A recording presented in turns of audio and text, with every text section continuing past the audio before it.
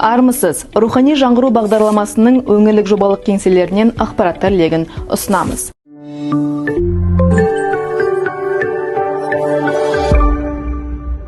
Шымкент қаласында Шаңырақ орталығында отбасы құндылықтарын дәріптеу аясында дөңгелек үстел өтті.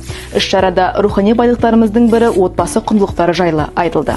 Павлодар қаласында 5 және 7 сынып оқушыларына арналған «Туған елің Қазақстанды жақсы білесің бе» атты республикалық балалар оқулары байқауының 2 облыстық турының марапаттау рәсімі өтті.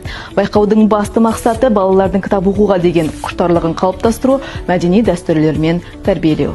Орал қаласында 4 аялдамаға музейлердің атауы берілді. Нұрсұлтан Назарбаев даңғылы бойындағы Қазақ Телеком аялдамасы, облыстық музейге, облыстық сот аялдамасы, рухани жаңғыру музейі, Сарайшық көшесі бойындағы Евразия институтының аялдамасы, Сәкен Ғұмаров музейі және Мәншүк Мәметова музейі деп өзгерді.